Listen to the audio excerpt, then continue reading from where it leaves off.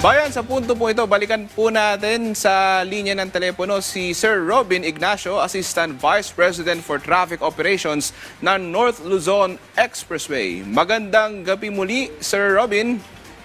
Magandang gabi po at magandang gabi din po sa ating mga taga-subaybay. Sir Robin, kamusta na po yung sitwasyon ngayon dyan sa NLEX? Ngayong nagbabalikan na yung mga pumunta po sa probinsya na naggunita po ng undas. Yes sir, actually around 1 p.m. po kanina na monitor po natin na talagang dagsana po yung ating mga kababayang pabalik galing norte. In fact, dito po sa first toll plaza po dito sa Exitex from the north, yung Tarlac Toll Plaza ay tuloy-tuloy po ang pasok ng ating mga motorista. Naka-barrier up naman po tayo dyan.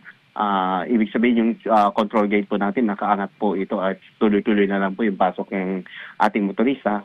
At dito po sa spur coming from Exitex papunta dito sa NLEX, meron po tayong slow-moving traffic. Kaya kami naman po ay nagpa-implement na po ng counterflow mula po Dao hanggang San Simon. At tuloy-tuloy pa rin po tayong merong counterflow dyan.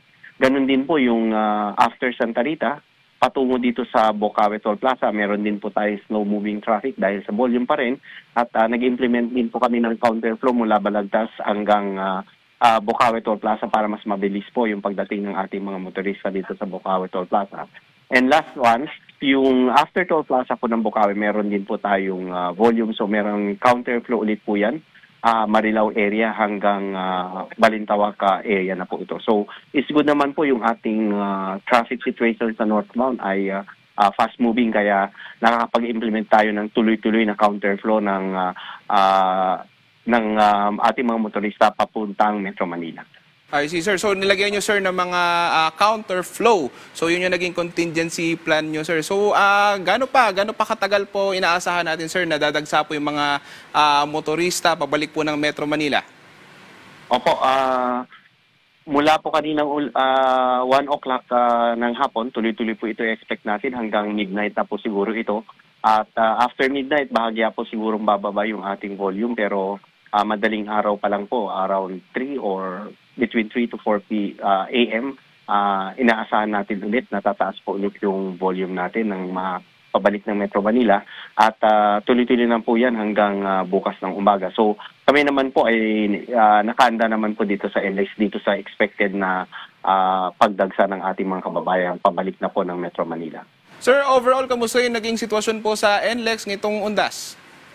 Overall, wala po tayong naraitala na major road crash or major accident at ganoon din po yung mga minor accident ay naitala natin. Hindi po ganun karami kaya hindi po sila naka-affect ng husto dito sa daloy ng ating mga traffic. So, incident-wise, maayos po tayo at kahit ganito kataas yung volume po natin, masasabi po natin na maayos-ayos pa rin po yung ating daloy ng mga traffic.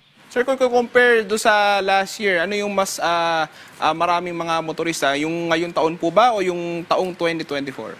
Opo.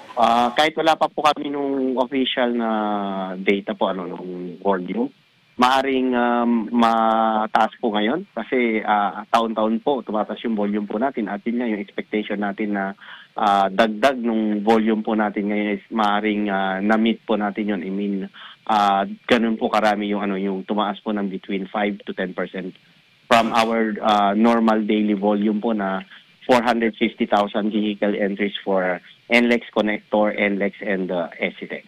Okay. Sir, siguro huling paalala na lang po sa mga motorista na uuwi po dito sa Metro Manila. Opo, lalong-lalo na po doon sa ating mga kababayang babiyahe pa lang.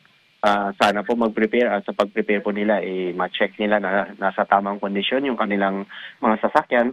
Ganun din po sana yung magdadrive, may tamang pahinga at merong nasa tamang kondisyon. At yun po, sumunod lang po sa traffic rules and regulations at pagka sila po ay nagkaroon ng problema, halimbawa nagkaroon sila ng aberya or nagkaroon ng breakdown at hindi po sila kaagad-agad nakita ng aming mga personnel, tumawag lang po sa 135,000 at agad-agad silang mapadalhan ng assistance. Alright, maraming salamat po at magandang gabi po sa inyo, Sir Robin Ignacio.